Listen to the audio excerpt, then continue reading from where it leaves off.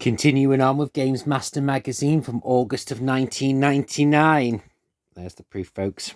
We're now on the dreaded Superman, and I was told by a Twitch streamer that these copies of Superman are actually gone up in value and they cost a lot more than £40.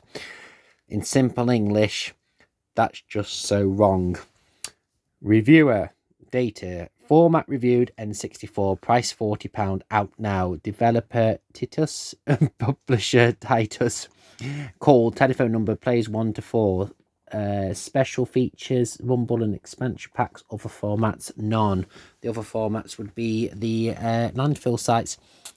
The reviewer, Mark Green: is it a bird? Is it a plane? No, it's a shockingly poor excuse for a game based around a favourite superhero. Looks like he's having kryptonite on his cornflakes.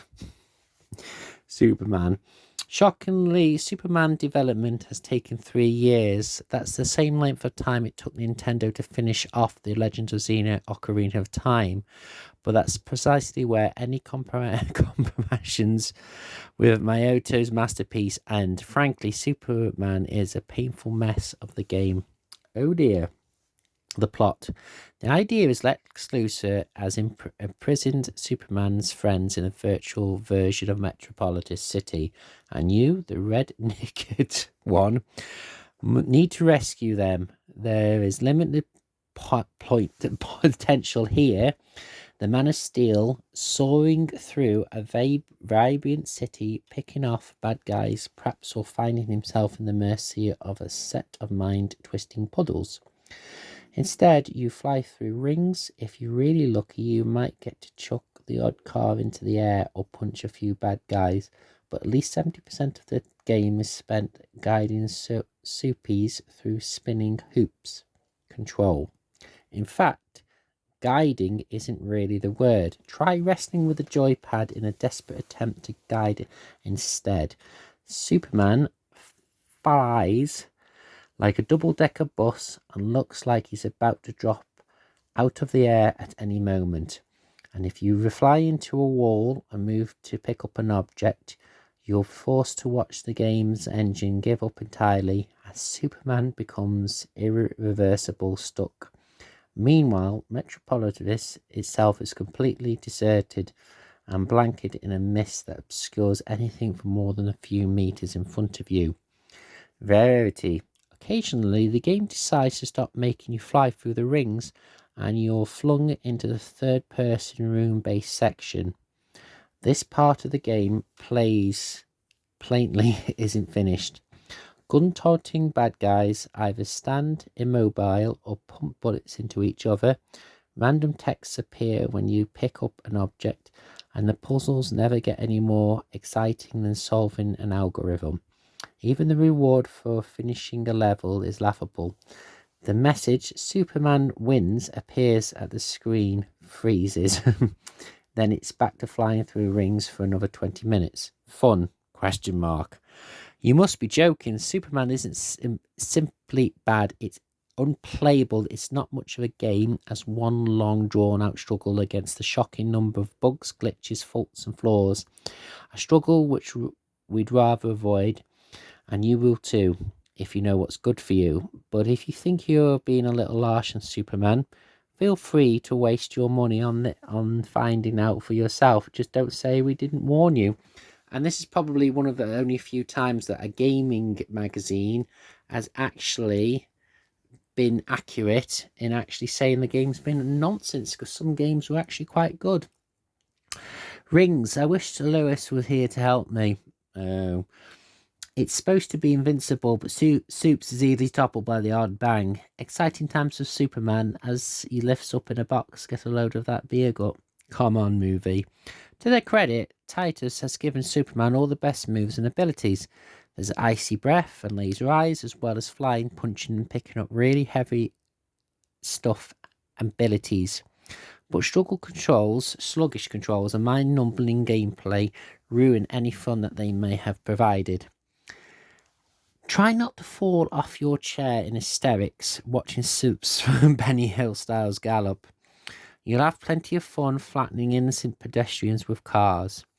Try to fly with this mist clogging up the screen isn't an enjoyable experience. The Man of Steel's icy breath can freeze bad guys and disabled explosive charges. Superman's eyes, they came in dead handy for starting forest fires. Fair enough. Lex Luthor's prior to kidnapping Super's mates. Does anyone actually care? Watch Superman's arms come off as he punches. Fun for all. I think this is actually the best bit. The multiplayer game is a shambles. 4 players are given the chance to guide spaceships of all things through messy indoor levels and smack each other with pea shooters. We want to play as Superman, not some anonymous, unattractive spaceship. It looks like Lilac Wars multiplayer, but nowhere near as good. We're not quite sure what's going on here, but we know one thing, it's as enjoyable as burnt toast. Rooms with a view, and oh my goodness, it's on a yellow background, which the camera looks like it isn't too bright, but my goodness, it's bright.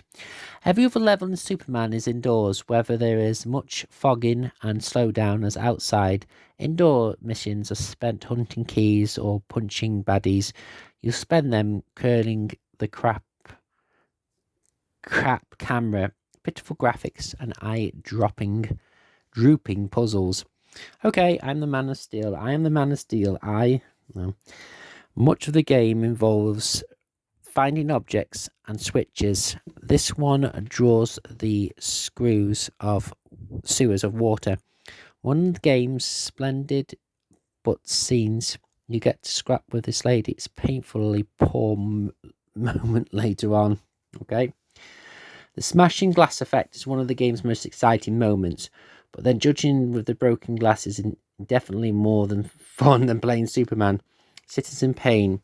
You can see the lack of thought that's gone into Superman with the look of Metropolis pedestrians. They're rubbish. Superman, we're trapped in the N64 worst game ever. Help us. The bustling city of Metropolis is all its glory. One citizen on a skateboard, great. B, movie ratings. We've plotted scientifically the amount of fun you'll have from each part of Superman. Flying rings, chucking cars, throwing robots, punching bad guys, solving puzzles. It's not much as a game as long as one drawn-out struggle against a shocking number of bugs, glitches and flaws. Judgment. Presentation. Painfully sparse visuals, a preserved graininess and greatly repetitive music. Gameplay. There's nothing even approaching a game in here. You'll have more fun opening a milk garden.